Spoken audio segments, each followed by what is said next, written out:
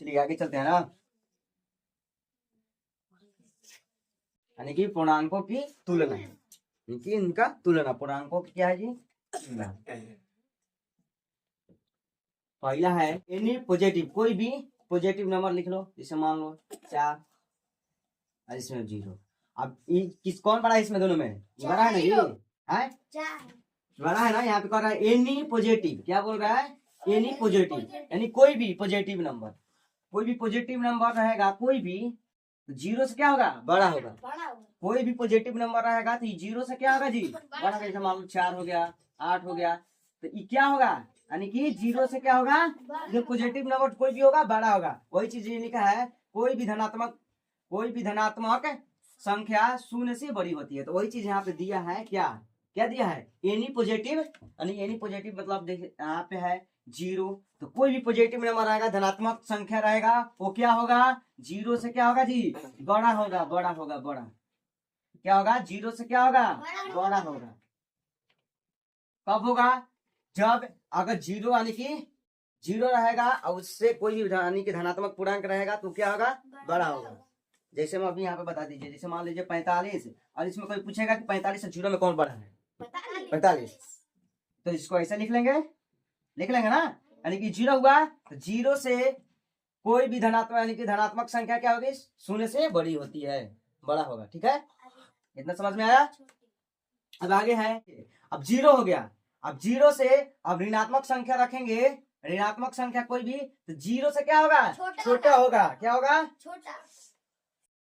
0 से क्या होगा ऋणात्मक संख्या, जैसे मान लीजिए हम 5 रख देंगे, तो ये क्या होगा, देखिए इसमें कौन बड़ा होगा, 0 बड़ा होगा।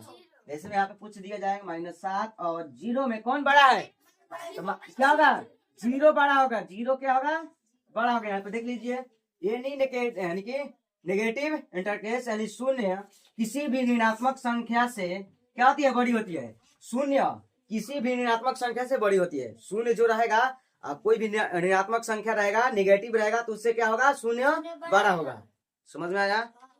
अगर 0 और पॉजिटिव रहेगा तो पॉजिटिव संख्या क्या होगा, यानी कि धनात्मक बड़ा होगा, और वही क्या रहेगा, 0 और नेगेटिव रहेगा तो क्या होगा, कौन सा बड़ा होगा, 0 बड़ा होगा। यानी कि 0 के साथ धनात्मक संख्या रहेगा तो क्या होगा, जो धनात्मक संख्या होगा प्लस वाला वो बड़ा होगा, और 0 के साथ नेगेटिव यानी माइनस रहेगा तो 0 बड़ा होगा। कितना हो भी बड़ा संख्या, मान लीजिए यहाँ पे मान लीजिए 100 है और यहाँ पे 0 है, तो पर भी क्या, कौन सा बड़ा होगा, 0 बड़ा होगा, क्योंकि इसमें क्या लगा है, नेगेटिव, इसलिए ये छोटा हो जाएगा। कौन बड़ा होगा, ई बड़ा हो जाएगा, 0 बुझाया। अब वही यहाँ पे रह जाएगा, मान लीजिए इतना में 0 में दोनों कौन बड़ा है, बोलो, 0 कहाँ से बड़ा होगा, माइनस लगा है जी, धनात्मक है ना, है प्लस छिपा है ना, तो क्या होगा, बड़ा होगा ना।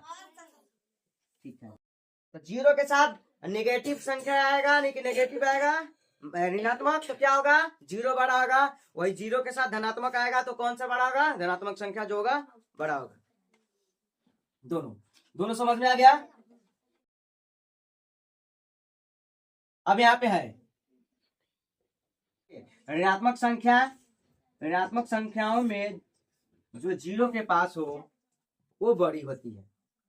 क्या हो, ऋणात्मक संख्या में, ऋणात्मक संख्या में क्या कह रहा है कि ऋणात्मक संख्या है तो जो 0 के पास नजदीक हो वो बड़ी होती है। जैसे मान लीजिए यहाँ पे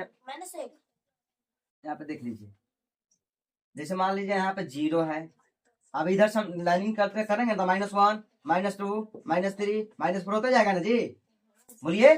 वही कह रहा है ऋणात्मक संख्याओं में जो 0 के पास हो बड़ी, यानी कि वही बड़ी होती है।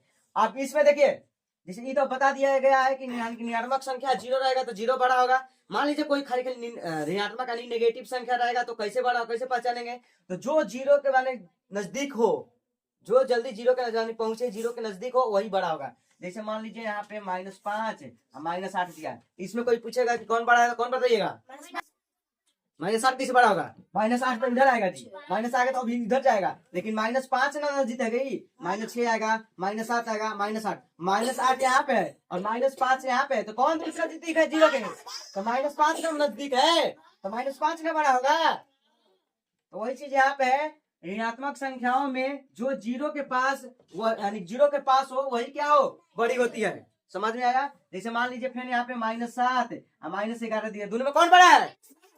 -7, क्योंकि जीरो के नजदीक ही है, सबसे पहले जीरो के पास ही आएगा, उसके बाद ना अभी है। चाहिए अभी बताया गया है कि जीरो यानी कि जीरो के जैसे ही हम क्या जाएंगे, करीब लेफ्ट साइड जाएंगे। क्या जाएंगे? लेफ्ट जाएंगे, तो माइनस से ना होते जाएगा। जैसे ही वहां से हम राइट बढ़ेंगे तो इधर राइट ना बढ़ेगा जी, -8 है तो इधर राइट ना बढ़ेंगे, इधर तो जैसे राइट हम बढ़ेंगे क्या प्लस से ना होते जाएगा। अब बता दीजिए माइनस, मान लीजिए -18 -12, इसमें कौन बड़ा है? -12, क्योंकि क्या बड़ा है? -12, क्योंकि जीरो के नजदीक है। बस इस तरह से हो जाएगा, पहचान आ जाएगा कौन बड़ा है। जीरो और धनात्मक रहेगा, जीरो और धनात्मक रहेगा तो धनात्मक बड़ा होगा, धनात्मक संख्या। जीरो और ऋणात्मक रहेगा तो कौन बड़ा होगा? जीरो बड़ा होगा। और दोनों ऋणात्मक संख्या हो जाएगा तो कौन सा बड़ा होगा? जो जीरो के पास नजदीक है वही बड़ा होगा। ठीक है। अब जो प्लस तो रहेगा तो प्लस तो मालूम है, प्लस प्लस रहेगा यानी कि क्या रहेगा? पॉजिटिव पॉजिटिव रहेगा। माइनस सॉरी यहाँ पे 8 और 10, इसमें तो ऐसा ही मालूम है कि 10 बड़ा होगा ना। 18 75 रहेगा तो कौन बड़ा होगा? 75। यही में -75 में लग जाए तो कौन बड़ा हो जाएगा? 18 हो जाएगा। इस तरह से कोई दिक्कत? देखिए एग्जाम्पल पे यहाँ पे दिया है, एग्जाम्पल में इसका दिया गया है। क्या दिया गया है? -3 और -8 यानी -3 और -8 पे कौन बड़ा है? बताया गया है कि -3 बड़ा है ना यहाँ पे, क्योंकि -3 क्या है? जीरो के नजदीक है, 8 तो बहुत दूर है अभी। ठीक है। अब यहाँ पे भी बताया गया 5 और 0, तो 5 और 0 में कौन बड़ा होगा? हाँ, जीरो बड़ा होगा। माइनस लगाओ, क्या बड़ा होगा? धनात्मक ना है तो 5 बड़ा होगा ना। अब यहाँ पे जीरो और बताया भी गया है कि 5, यहाँ पे बता दी गया है कि 5 बड़ा है। अब मान लीजिए 0 और -6 में कौन बड़ा है? जीरो बता दिया गया है कि -0 क्या है? -6 और 0 में कौन बड़ा है? ठीक है, कर लीजिए जल्दी से, उसके बाद आगे चलते हैं इसमें।